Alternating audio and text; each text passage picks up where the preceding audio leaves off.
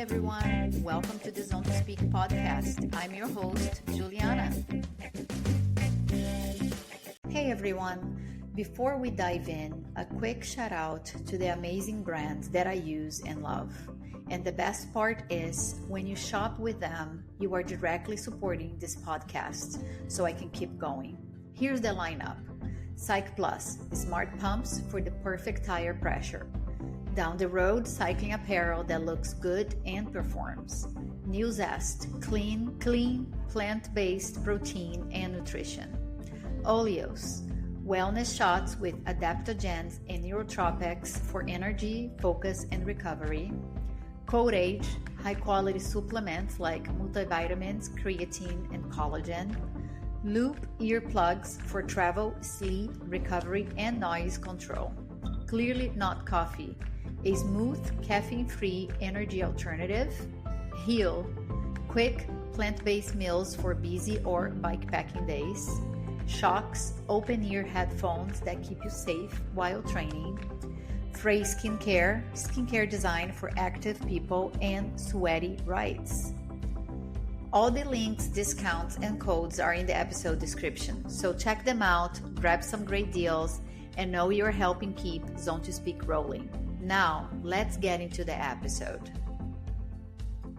Today on Zone to Speak, I'm delighted to welcome back Pete Alfano, the founder of Alfano Frameworks. Pete isn't just your typical frame builder with a background in archaeology and a decade spent teaching PhD students in research methods. He brings a rare depth of curiosity and craftsmanship to bike building. A fully qualified frame builder and mechanic, Pete turned his passion into a full-time workshop in 2025 after years of balancing part-time builds with repairs and servicing.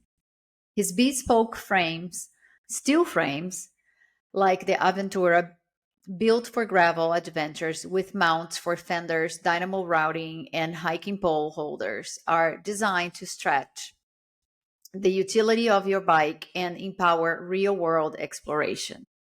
In today's episode, we are going to dig into his design philosophy, get practical tips for bikepacking beginners, and explore the balance between tools versus speed when the roadside repairs meet the trail.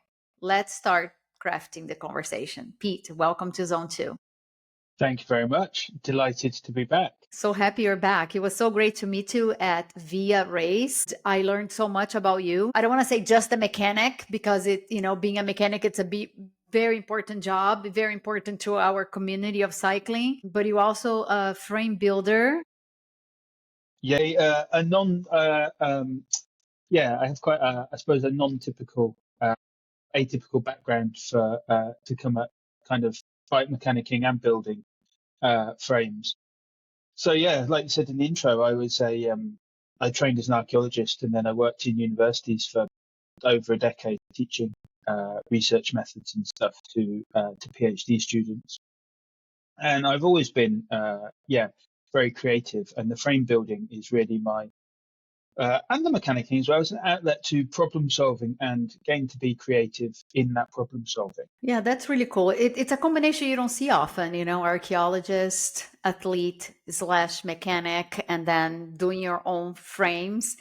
So you went from archaeologist and academics to artisan bike builder. How was that journey, especially your research-based mindset? Like, how did that shape the approach that you brought into designing and handcrafting steel frames? Yeah, I think for me, the thing I learned from research that I think has carried over has been the interest in answering the question that the rider is posing. What do you want or the question I ask, I guess, is what do you want to do with the bike? And then the challenge and the thing that they're posing is I want to do X, Y, and Z with the bike. I want to race via, I want to race Badlands, I want to commute every day and have ride every day, take my stuff while I commute to work, be able to be kind of dry when I get there. I want to race time trials, whatever it is, those kinds of what I really enjoy is getting to work my creativity around the parameters of the rider, of the customer, and so figuring out how to best solve as many of the questions that they've posed as I can. Really, I think there's always a compromise to be had when you're designing stuff, and so you always have this, have an idealized vision, and often um, the the rider will come with an idealized vision of a bike or a way of riding or a type of handling, and then there's a discussion there where you're talking about kind of what materials can do, what type of handling actually you need to think about. If you're a racer racing crit races and short term stuff, and you want to move on to longer things, you don't want that super sharp, really quick handling on your 4,000 kilometer endurance bike, because after 23 hours awake, the last thing you want is the bike to kind of jump up and bite you.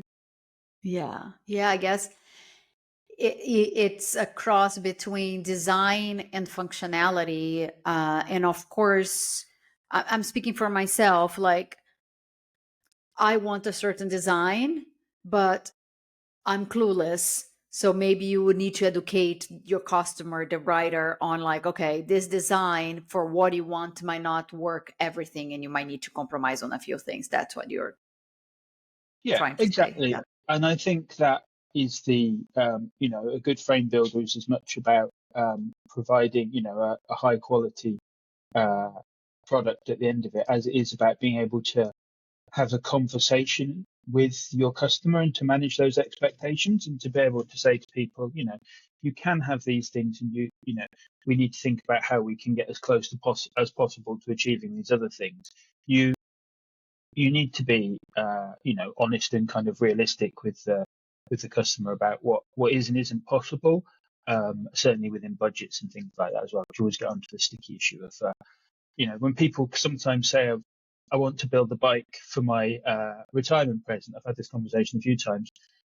How much will it cost? And you're like, well, how much do you want to spend? Because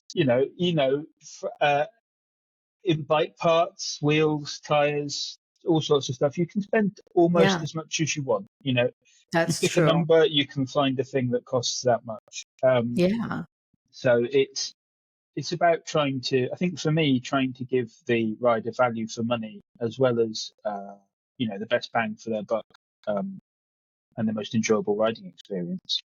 Yeah. And you are also a bike fitter, something else I didn't mention. And I think also something that people need to keep in mind is that when you buy a bike and you get a bike fit, you most likely will change a few parts. So when you're getting a custom bike, it might be a bigger investment, maybe, never know, because like you said, the sky's the limit. You can go as far or as low as you can want. But if you're doing custom, it's going to be customized already for you. So you are not going to need those tweaks. Exactly. Yeah.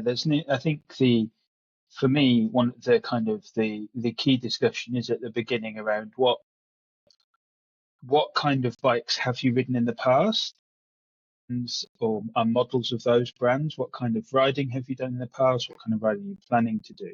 And then looking at uh, the rider on the bike. So how do you sit on the bike? What's your fit like?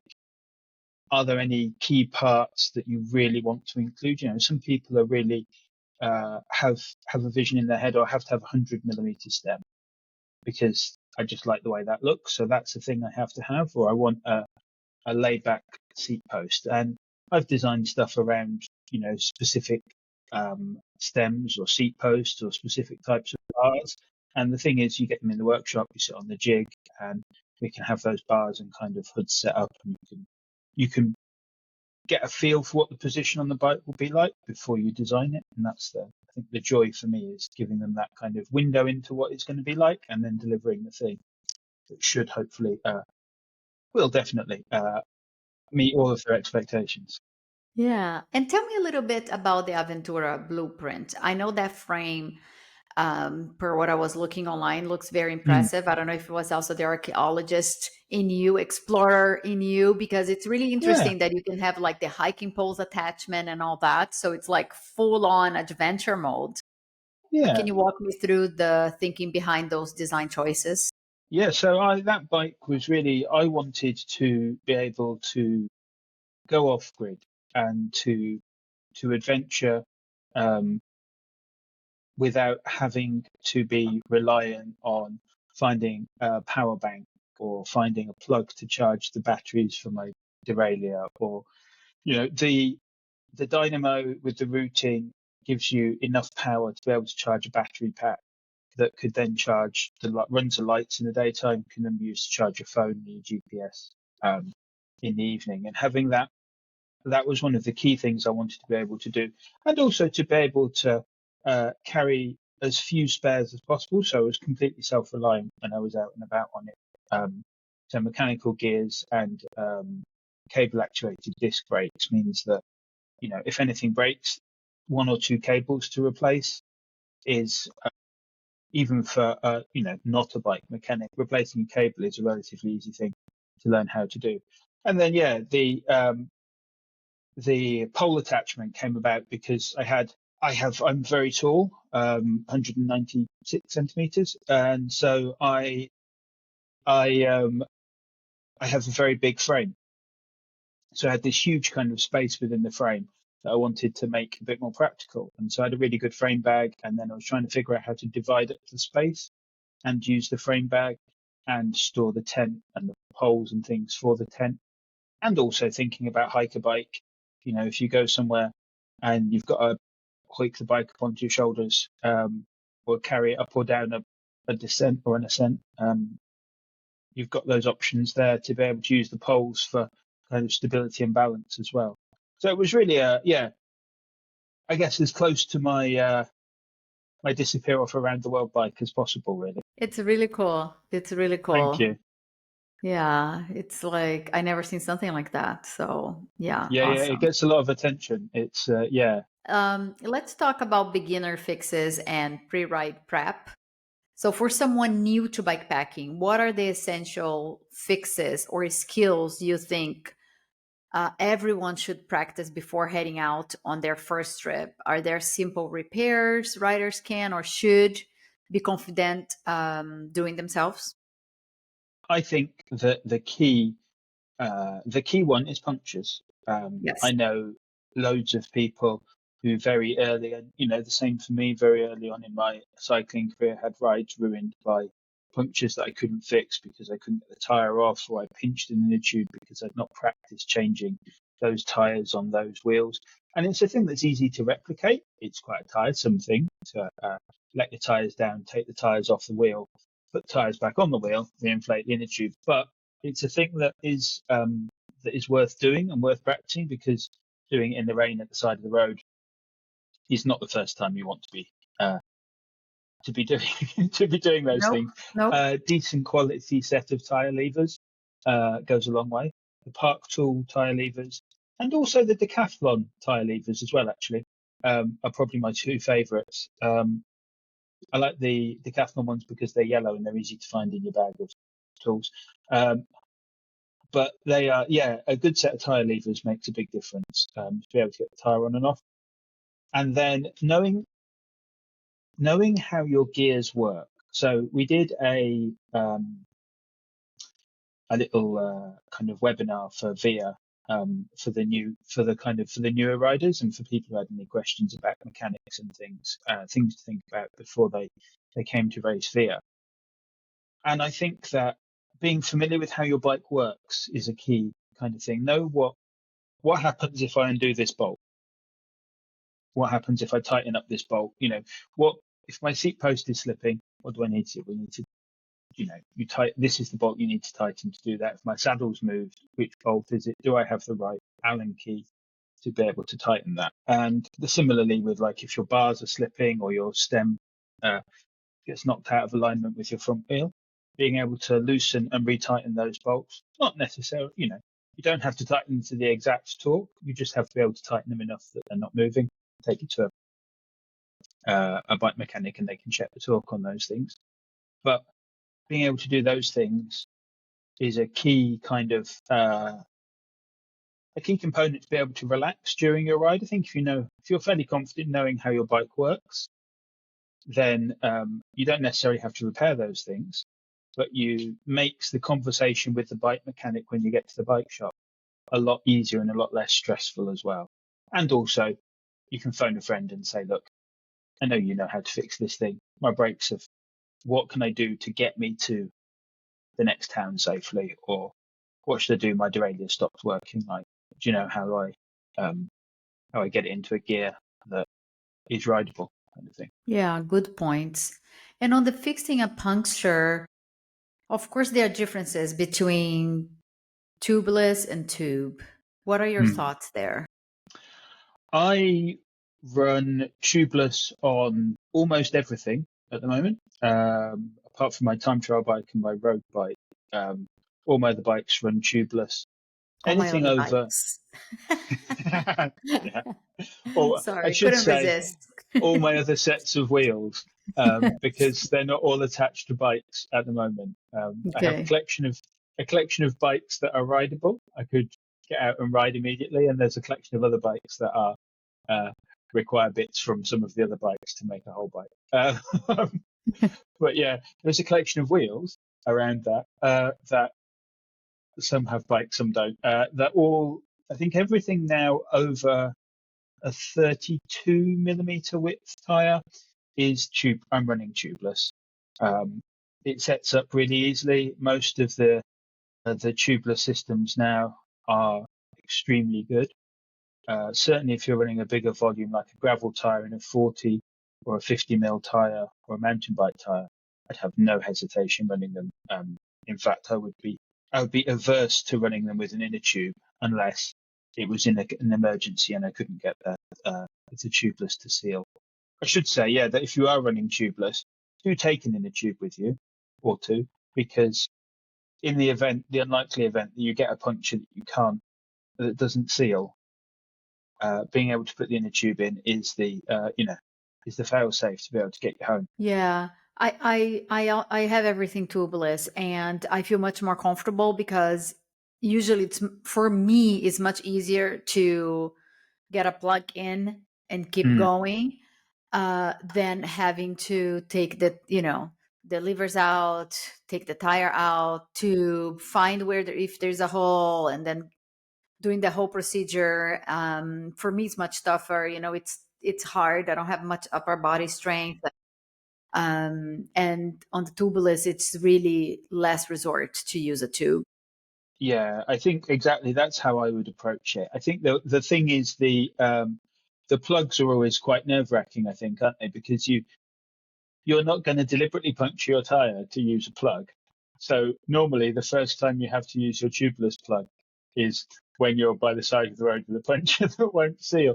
So there's this nerve-wracking moment of reading the instructions on the side of the tubeless, the plug packet, going like, okay, what do I do with this? And once you've done it once, it's fine. But Yeah.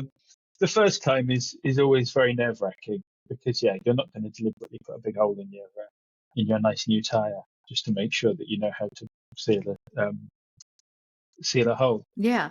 Yeah. And I think if people, I mean, not everybody has it, but if there is an old tire that you can play with it, not that you want to do Mm. that, but it does help to get the nerve, out of your system. And then you're like, oh, okay, it's actually not that bad.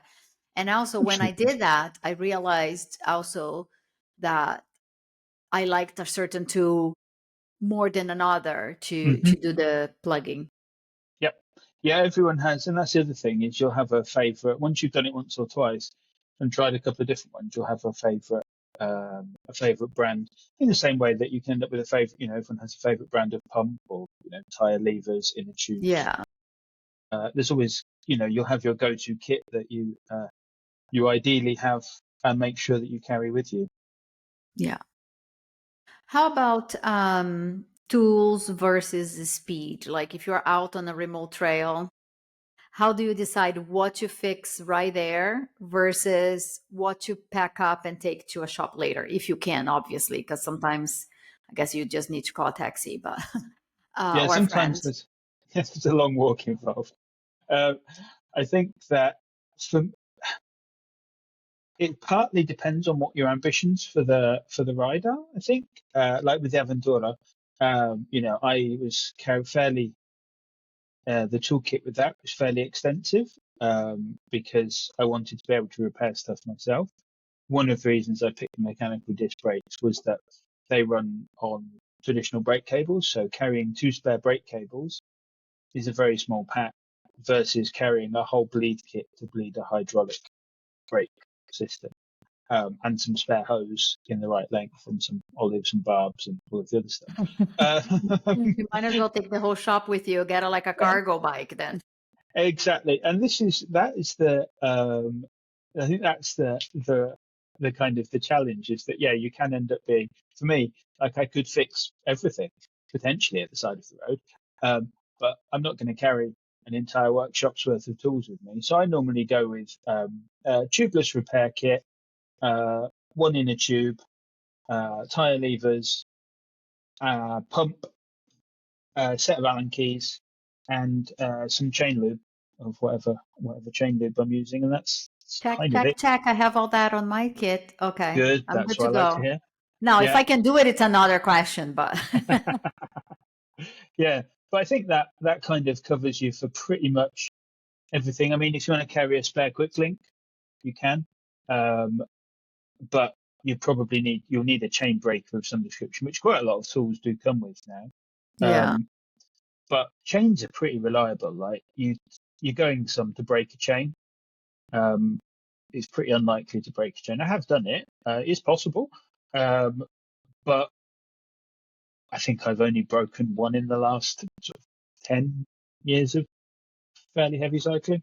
Um, and that was, I suspect, as much due to a kind of interaction with a rock as it was due to the chain breaking itself. okay. So yeah, it's pretty unlikely, but it is worth. I would certainly say, like if you're doing veer or a specific event, carry a quick link with you because it's useful to get you out of trouble. Okay, sounds simple enough. Anything else you would recommend that it's practical, efficient roadside repair, or that those are the basics? Anything else you really just have to? Yeah, I think if you're running mechanical gears, having an idea of how your derailleur works, how to get it to stay in A gear if it's slipping, is useful. And I think if you're running electronic gears, as you know, I would say probably the majority of people that like a big event are nowadays, then play with the app before you go. Know how the app works and how to connect Yeah, your bike to the app, and how to do a reset to rejoin the shifters to the derailleur if you're running SRAM or Shimano.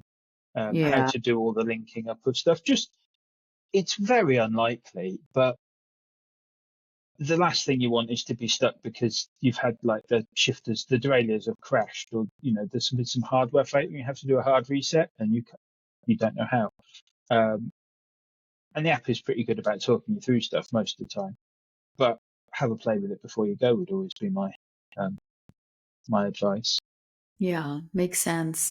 And how about at home? Like, are there basic tools and repairs that you think people could do at home? I think a Like chain checker disc is pads, a disc pad, brake pads. brake pads, and changing your chain. I think is an entirely reasonable and pretty straightforward thing. If you buy a chain checker, um, you can measure the kind of the wear on your chain, and then from there, if you know what number of gears and which brand of derailleur group set you're running, you can buy a replacement chain. And the easiest way to make sure your chain is the right length is if once you take the chain off your bike, line it up on the floor next to the new one, make sure it's got the same number of links, and Okay, then you just take off the end bit. makes But sense. Yeah. yeah, it's lots of bike shops and mechanics will happily talk you through stuff if you're kind of the curious kind of side of things and you want to learn how to do more stuff. Most bike mechanics are overly keen to share their knowledge and will tell you how to do stuff, maybe even if you don't want to know. But other than that, yeah, I'd say like know how your gears work, um, and know how to change your disc pads. So what tool do you need to take the pin out? It varies. Some are an Allen key, some are a flat-headed screwdriver. And how do you take the pads out and put them back in? And remembering not to put cleaner or lubricant on your disc brakes. Yes. Yes. It might be making a noise, but please, please, please don't put WD-40 on it. That's something I have seen people do. Really? Well, yeah, because people want to get rid of the noise and then, yeah, It okay. squeaked, so Kind of I makes sprayed sense, it. but no, yeah. Yeah, there's a logic in there, but it's just not quite. Yeah. There's a second step to the process where you're like, did you think about what the WD-40 does? Yeah. Yeah. So yeah, I mean, if you've got a little bit of emery paper, that will get rid of your disc brake squeak most of the time. If you Okay. take the pads out and rub it on emery paper, just takes the top layer off the pads, where the contamination usually is, and then you can put them back in and touch wood. Most of the time they work kind of quiet. They'll be quieter. Sounds good. Any other tricks of the trade to share? Ooh. No, always be nice to your bike mechanic. Always be nice to your bike shop. Always be nice to your bike mechanic. You can find it, I think, from having conversations with lots of riders at VIA and other places, I think finding a bike shop that you can trust and that you feel treats your bike well is really important. And finding a bike mechanic who you feel does the same is key. I think it's very much like the car. You know, when you rock up and you get a good feeling about your car mechanic, you know it's probably in good hands. Yeah. Yeah. Once a year services to everybody. Service your bike once a year. Take it to the bike shop and pay them to do it. And it'll cost you maybe a couple of £100, but they'll strip it completely and rebuild it. They'll bleed your brakes. They'll check all your bearings. And, you know, if you're riding a lot, it's, you know, if you're doing 500 kilometers a week, that's, you know, 5,200 kilometers a year. Lots of people be riding more than 100 kilometers a week. Yeah. And so it soon rockets up once you're out on the bike regularly. So yeah, the bikes deserve love. It does. And it's a good point that you brought up because a lot of people, myself included, sometimes, you know, I don't remember or I don't know. Like sometimes if I go to a, you know, gravel race and it's really rough and muddy and wet, like should I take it for service or is just a wash okay? Yeah. If I just had service because I have a big race, but then that big race kind of gets everything dirty, like do I take to service again? I mean, it's a lot of money. What do we do? Yeah. I think with those ones, I'd say if you've had it fully serviced before the race, clean it, lubricate your chain, check your brake pads for wear. You're probably fine unless you notice a strange noise or something is behaving in a way you don't want it to. You're probably okay. Most bike shops will offer a kind of graduated servicing, so they do a kind of basic check over, and then there'll be normally like a silver and a gold service or similarly named at different price points. So they should, you know, if you've got a specific problem post race, I would take it to the bike shop and say, you know, front brake is doing this weird thing, and they'll have seen it before, so they're you know. I'd be very surprised if they charged you for a full service. They're probably just going to say to you, look, we'll have a look and we'll, you know, we'll do what needs doing. That's good to know. But if you're not listening to any weird noises, nothing's cracking, you can just clean up yourself and Yeah. you're good to go. Yeah. Don't pressure wash your bike. Never. Yeah. I lost a power meter Yeah. over over that. Yeah. Don't pressure wash the bike. It's not just the seals on the bearings and the electronics. I'm not designed for that.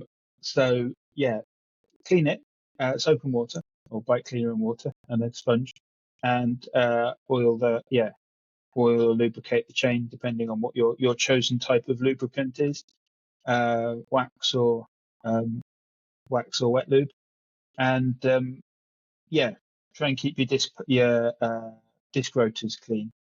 Buying a can of disc brake cleaner, which you spray on the rotors, is a worthwhile purchase if you're going to clean the bike, because you can spray that on and wipe it off with a clean cloth and wipe off the excess, and that should prevent any contamination.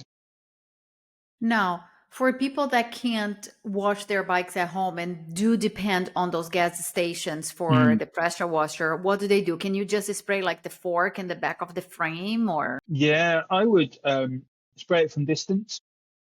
So don't focus the jet on any of the bearings, so the bottom bracket, the wheel hubs.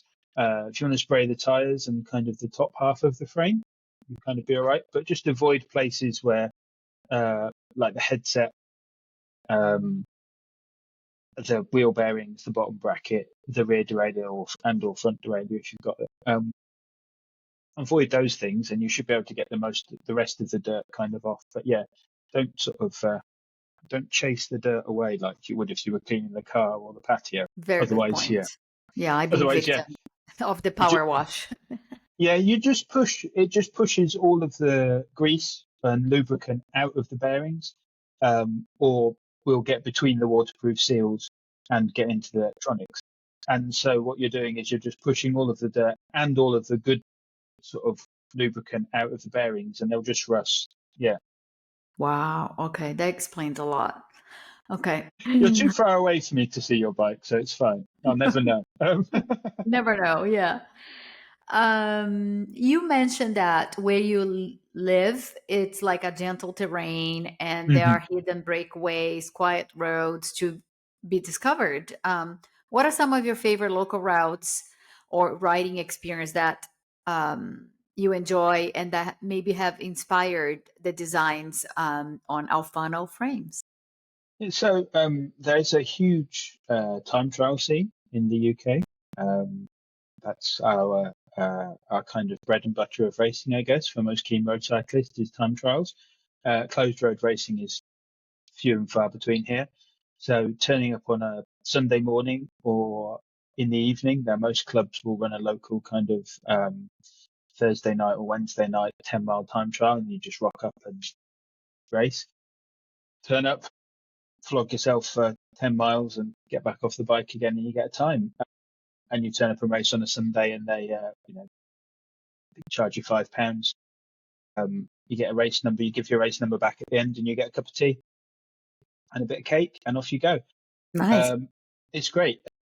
It's a really welcoming, and from the outside it can seem quite intimidating, but it's always run by volunteers. It tends to be the partners of the people who are members of the club, Okay. or members of the club themselves, and they're all just really enthused to get people riding and racing time trials. And so, yeah, the time trials, a couple of time trial routes local to me that inspired the kind of my time trial bike that's on the website, done with the Dazzle camouflage.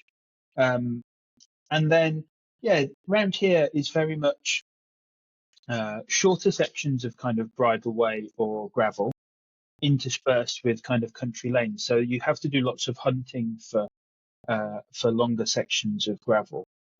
Certainly, if you want to be off the beaten path a bit. And as such, yeah, my bikes, I think I like an element of adaptability to them. I like to be able, I want it to be fun when you're riding on the road, because you kind of have to, certainly in the Midlands, for a proportion of your ride, and then still be capable when you get onto the rougher stuff, when you go onto the gravel, to be able to sort of push the limits of the bike and push the limits of yourself as much as you want. And you don't have to travel too far to find good grade. Peak District from Leicester is only an hour and a half in the car, Nice. hour and a half on the train up to Derby, and you can be out in the peaks. I was up in Northumbria racing last weekend, the Land Between, and phenomenal. An amazing race. Rich Rothwell, the organizer, did an incredible job. The race is brilliant, and the scenery and the riding is absolutely incredible. And I took the Aventura, and it Cool. was it behaved really well. I squeezed a 2.4-inch tire into the front. No, 57 mil Rene Hurst. So yeah, 2.2, Wow. and then 47 mil on the back, The back. and that was not very much clearance on the rear, but the fork coped okay. But yeah, Nice. that was cool. And yeah, I think a lot of the time the bike you've got is fine. You just have to practice, uh, Mhm. practice descending or practice climbing. Um, yeah. Now that you mentioned, can you share um, why would you go bigger tire on the front and smaller on the back? Um, grip. I was going to match them, but I couldn't fit the matching tire in the rear. Okay. These tires were a gift from a friend, and so I was keen to use both. And yeah, I fitted the one on the rear, but there'd have been less frame left than I'd have liked by the end of the ride. Um, yeah, you can go. People have done do go smaller on the rear, big on the front. Or knobblier tends to be more grippy on the front. Tends to be the way people will go for some gravel stuff because you want Okay. that grip turning into the corners and things. And when you're descending, you're getting that grip. Whereas if the back slides, you can control that. It's very easy to kind of lock the back wheel on a loose descent, but you Yeah. don't want to lock the front wheel because the front wheel will is Yeah. steering you. So yeah, a grippier tire on the front, and with this, it was also an added bonus of having a little bit of extra cushioning. So I was running a rigid fork. There were other people there on suspension forks and suspension stems, and I was running a fully rigid kind of front end. And so having the bigger tire at the lower pressure provides that little bit of kind of suspension cushioning at the front as well. Cool. And now that you're full time at the shop, Mm. what's next for you? Are there any upcoming builds that are pushing boundaries? What are Wow. you up to? What am I up to at the moment? Just working on. There's a couple of bikes in the works at the minute. So talking with a couple of people about some bike designs. A chap who is just approaching retirement, buying. That's going to be quite a fun project, hopefully. Looking at building a kind of all as many components sourced from around the UK as possible. So he wants to kind of Reynolds steel, so stainless Reynolds steel, and then find local manufacturers who make wheel hubs and headsets and bottom brackets and things, so we can get everything to be as UK based as possible.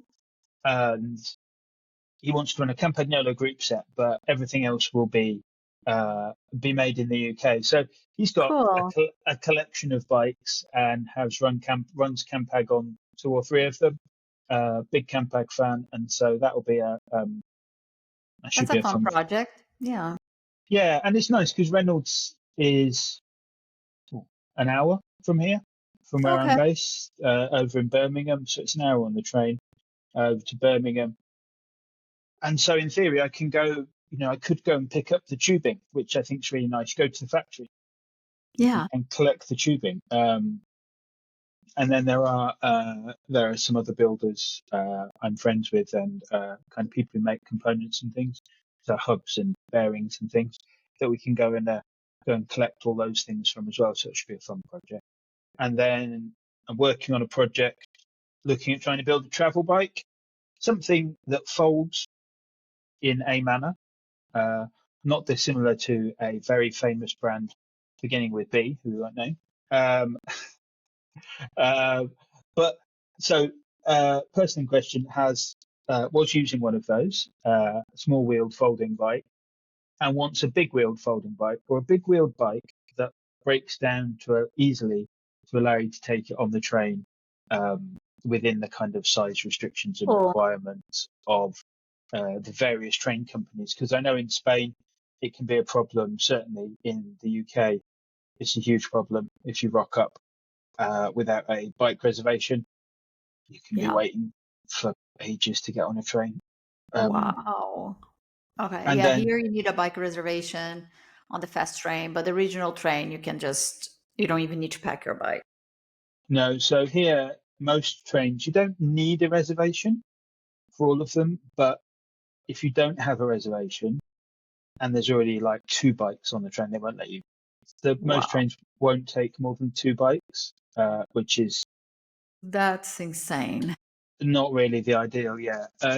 But if you can pack it down into like a bag or you can fold it up, then in theory it goes on the train. It doesn't require a bike space. So you're much easier to transport around that way. And then third and final one is some 32-inch wheeled nonsense that I'm working on. A 32-inch wheeled hardtail mountain bike that Wow. is a longer term project for Bespoke next year for the Handmade Bike Show that's in Manchester early next year. So that's Cool. So that's a new concept. yeah. So 32-inch wheels are just becoming a bit of a thing now. And Maxis and a couple of other, I think Maxis have released some tires, which I've got a pair of. And a couple of the brands I think are rumours to be following fairly close behind. And so as a taller rider, a 32-inch wheel bike is very appealing because I can have a smaller frame. So instead of having a giant head tube, I can run a kind of head tube that looks relatively normal. And also 32-inch wheels, good for rolling over stuff, lumps and bumps and things. So a hardtail 32-inch bike should allow me to do some very silly gravel and off-road racing, hopefully. Cool. Well, you have to come back and tell us how that bike show went. Well, absolutely. And yeah, thank you so much for being part of Don't You Speak again. And I'm sure we'll be hearing more from you soon. Yeah, thank you. No, it's a delight as always. Yeah, and you know where I am if you need me. Thank you. And that's all for today's episode. I want to thank the listeners for tuning in. Your support means everything. If you enjoyed this episode, please consider following, leaving a review, and sharing it with your friends.